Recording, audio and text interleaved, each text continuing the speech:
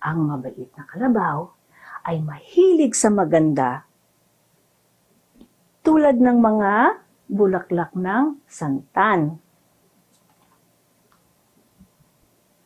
Ang mabait na kalabaw ay maraming kaibigan. Tignan po natin kung sino ang mga kaibigan ni kalabaw. Si kambing, si ibon, si baboy, at may isa pang baboy. Kaibigan niya pati aso at pusa. Ito po si pusa at ito po si aso. Nandun pa rin po ang baboy, ang ibon at ang kambing. Ang mabait na kalabaw ay masipag. Ito po siya, hinihila ang kariton na puno ng niyog galing sa mga puno. Ang mabait na kalabaw ay matulungin. Nakatungtong si Tutoy sa likod ni kalabaw para maabot ang mga bunga ng mangga. Ang mabait na kalabaw ay mapagbigay. Ito po, ang gatas ng kalabaw ay napakasarap at iniinom ng mga bata.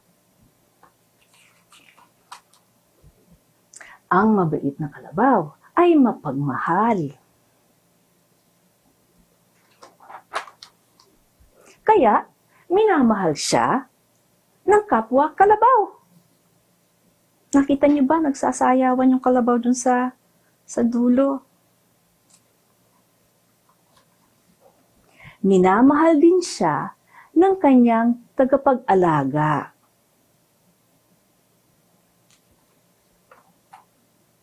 At laging masaya ang mabait na kalabaw. Diyan po nagtatapos ang kwento ng Ang Mabait na Kalabaw, at ito po uli ay mahihiram sa Vancouver Public Library. Tignan niyo po itong mga ibang libro sa Vancouver Public Library. Ito po ay maliit na bersyon ng ang maliit na kalabaw. At ito naman po ay isang libro tungkol din sa albina na kalabaw. Ayan. Ngayon, si kalabaw, pag nasa bukid, ay maraming kasamang hayop. Sa bukid ni Kadaning, kasama niya ang mga hayop na si baka, si baboy, si aso, si pusa, at si bibi. Kantahin po natin ang ating bersyon ng Old MacDonald Had a Farm, pero ito po ay para sa bukid ni Kadaning. May bukid si Kadaning, iya-iya-yo, at sa bukid ay may baka, iya-iya-yo, at may mumu dun, at may mumu dyan, kahit saan may mumu, may bukid si Kadaning, iya-iya-yo, at sa bukid ay may baboy, iya-iya-yo. At anong sabi ng baboy? Pwedeng oink, oink, oink, o kaya at may oink, oink dun, at oink, oink dyan. Kahit saan may bukid si Kadaning, iya-iya-yo. At sa bukid, meron ding aso. May bukid si Kadaning, iya-iya-yo. At sa bukid niya ay may aso, iya-iya-yo. At may woof-woof dun, woof-woof dyan. Kahit saan may woof-woof-woof. May bukid si Kadaning, iya-iya-yo. At sino pa? Ang pusa. May bukid si Kadaning, iya-iya-yo. At sa bukid ay may pusa, iya-iya-yo. At may meow-meow dun, meow-meow dyan. kahit saan may meow, meow, meow. May bukid si kadaning, iya, iya, yo. At yan po ang mga, Tita Eri, wala pa ako! Ay, nakalimutan natin si Bibe. O, meron pa tayong Bibe. Ano ang sabi ng Bibe? Kwak, kwak, kwak! O, sige. May bukid si kadaning, iya, iya, yo. At sa bukid ay may bibe, iya, iya, yo. At may kwak, kwak dun, kwak, kwak dyan. Kahit saan may kwak, kwak, kwak. May bukid si kadaning, iya, iya, yo. Maraming salamat! Mga hayop kasama ni Kalabaw, si baka, si baboy, si aso, si pusa, at si bibe. Ayan po ang mga kasama ni Kalabaw sa bukid ni Kadaning. Naku, tumatakbo na po ang oras natin. Kantahin po natin ang ating pangwakas na awit, ang paalam. Mga kamay? Paalam sa inyo, paalam sa inyo, paalam sa lahat. Magkita muli tayo. Maraming salamat sa inyong pagsama sa Kwentuhang Pinoy. Ito po si Tita Eri na nagsasabing magkita tayo sa susunod. Paalam! Sana nagustuhan ninyo ang kwento ni Tita Eri ngayong araw na ito. Sa susunod pang mga episode, magbibigay pa ng ibang kwento pa si Tita Eri, kaya't abangan ninyo palagi ang PNC Balitang Vancouver na magbibigay sa inyo ng mga kwento hatid ni Tita Eri Maestro. For Filipino and other products from Asia, as well as fresh fruits and vegetables, poultry, meats, and seafood, come and visit 88 Supermarket with branches at 4801 Victoria Drive and its new location at 2611 East 49th Avenue in Vancouver. Matapos ma-reject ni Bonnie Henry ang pakiusap ni Archbishop Miller, nagpalabas ng video si Archbishop Miller tungkol sa protocol sa mga simbahan sa darating na Semana Santa. Narito ang report mula sa Vancouver. Good afternoon, Archbishop. Good afternoon, Makani. Thanks for joining me. This is a one-year retrospective. The BC Catholic has particularly asked if we could chat about 1 year of COVID. Delighted to do it for the BC Catholic. And what a year it's been. Yes, one heck of a year. How do you think we are going to look back on this year? I think this will always be the year of the pandemic. And I think our photographs, our distance photographs, our masks, the notion that we lived, for many people, a full year without in-person celebration of the Eucharist. Some people, for some of the time, of course, were able to assist at Mass. This is not going to be a year that we'll forget. This is one that we will remember all our lives. And maybe with the passage of time, there'll be some happier memories that emerge. I struggle to think of them, but I know that there are some. There are always blessings amidst trials and tribulations. Right. Sometimes it takes a while to see them. Yeah, we'll need a little hindsight. What do you think the short-term and long-term impact of this is going to be? What's the short-term impact already? I think the short-term impact, certainly from an ecclesial point of view, has been the deprivation of a normal Eucharistic life for the majority, if not the vast majority, of the Catholic population here in the Archdiocese.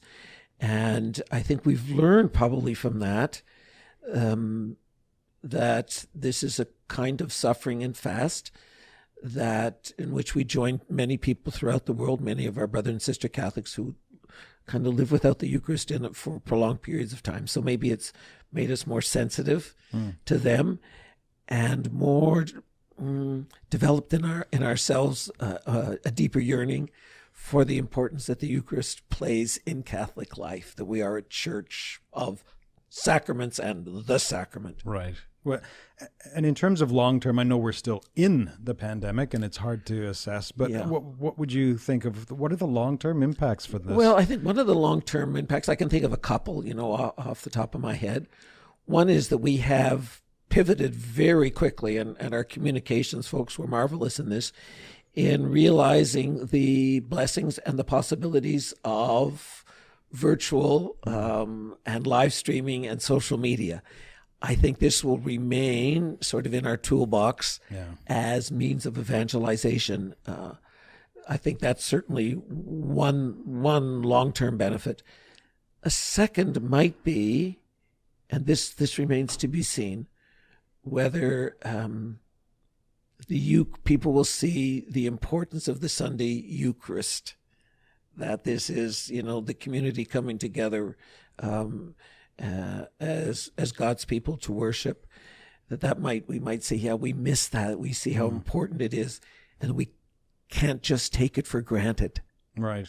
Because all my life I took it for granted. It never occurred to me that I wouldn't be able to go as a priest, celebrate or before go to Mass on Sunday. I mean, it was just always there. There was always a place. Cottages, wherever you went, traveling, there was always a church you could go to. Right. And I guess now there are churches, but we couldn't go. And that's a different lesson for us to learn as Catholics. I celebrated an ordination, a wonderful event with 10 people. Yeah. Never thought I'd see that. Ordinations have always been, how can we cram so many more people into the cathedral? Yeah. And so it's been of many firsts. Yeah. And I hope it brings us to realize the beauty and the wonder of the riches, and that we missed it, and we want to come back. Yeah. Which is a way of saying to us, make this a good Lent. Make this a good Lent. And then you have a great Easter. May you have a great Easter. Praise the Lord for that. Are you getting the vaccine? I certainly will get the vaccine whenever the age groups keep down. Yeah. I'm in the 70 to 75 group, so whenever they lower it by 5s, I'll be there. I think they're going to even be administering it next door here to the pastoral center. Oh, okay. Yeah. I think that's going to be a vaccination site. Is there just heard recently that Johnson & Johnson's vaccine is now going to be made available, and in Canada. Right. It was just approved, I think, perhaps today or yesterday. Yeah. And there many Catholics are questioning this one because, of course, it is originally derived from old stem cell lines. Right, from the 1970s. From the 1970s. Yeah. Can you talk a little bit about the? Yeah, I can. I mean, it does raise a question, and there's a little unease about it. Yeah. But the moral theologians are pretty much in agreement, that if it's the only choice available, that it's certainly morally permissible to do it in light of the greater good that is served, that it is pretty remote. But I guess if one were saying, do you want this or that? I think certainly I would choose the non-Johnson & Johnson. Right. Although we're unlikely to get that We're choice, unlikely. Right? I mean, We're unlikely. We're not big into giving that kind of choice. But if it were, I would. Yeah. What will we do after? I mean, we're always thinking about the after, when this pandemic is, if not ended, at least significantly eased. What will we be doing then to bring people back? I think one of the things we've got to think, it's probably going to be gradual. Yeah. I don't think we're going to go from nobody in church to, yes, you can fill it up. So one of the things that I've been thinking about, of course, is at what point do we reintroduce the notion of, not the notion, the command, really, of Sunday obligation. Yeah.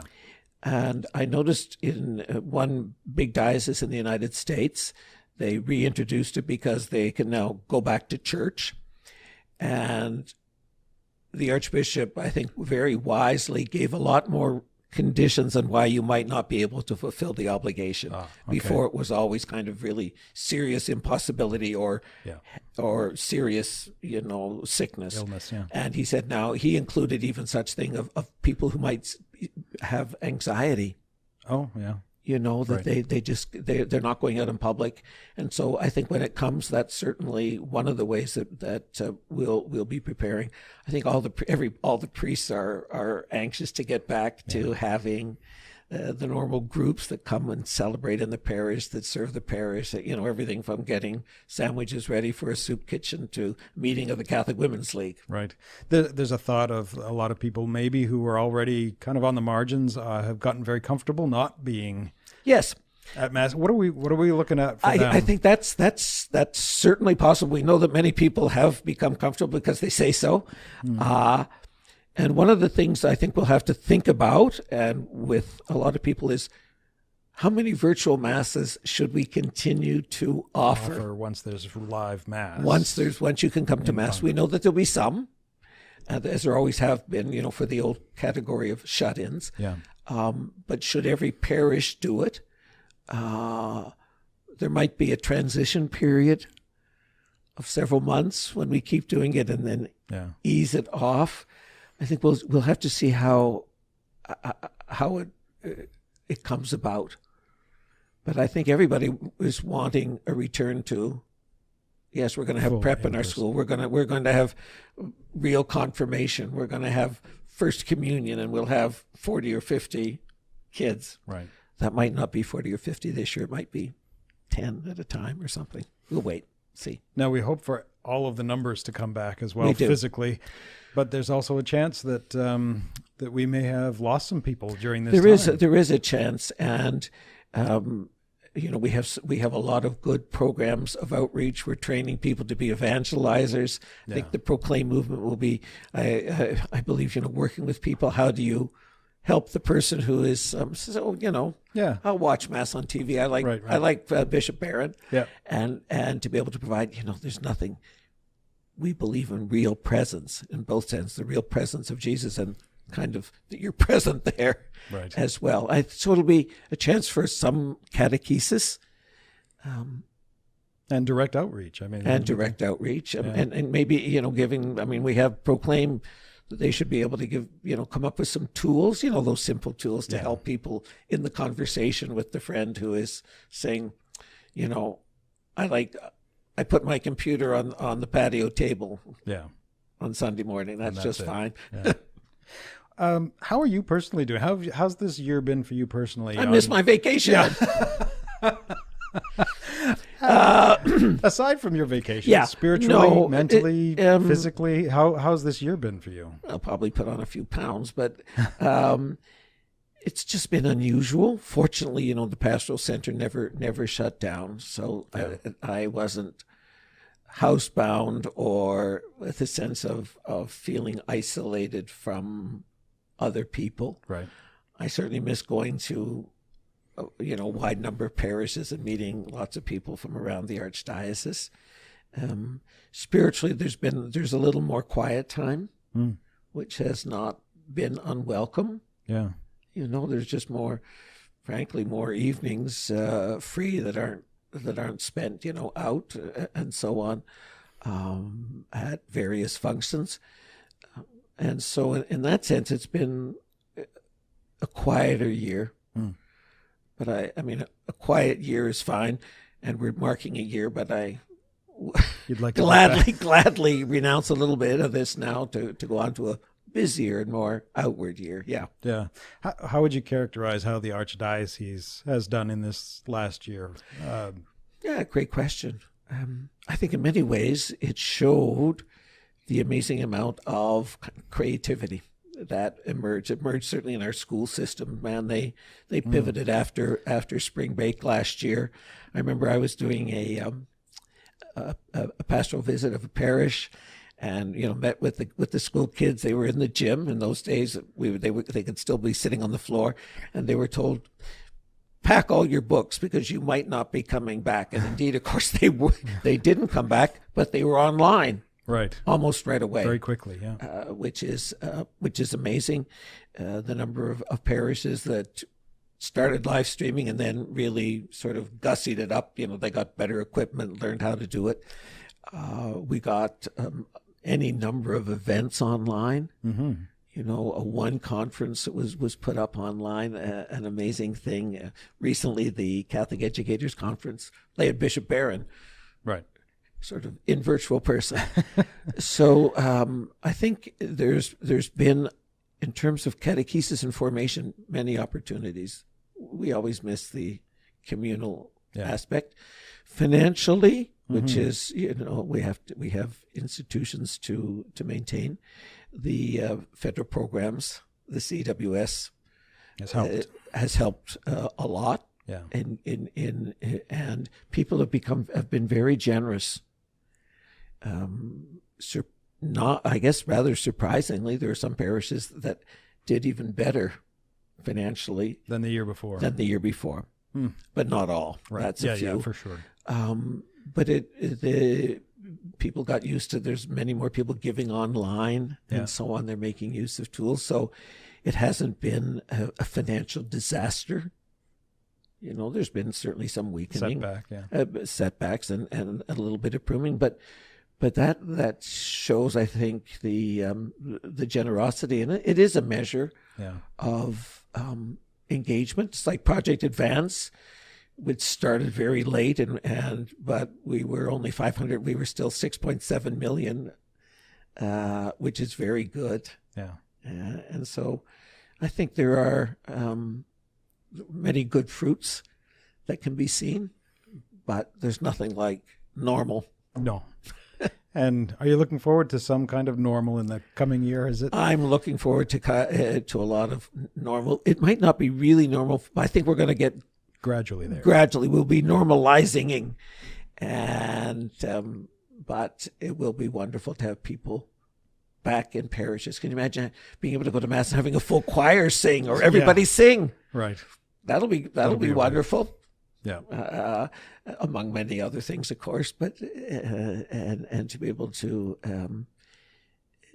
be in the company. I mean, the church is a communion of people, and communion means presence.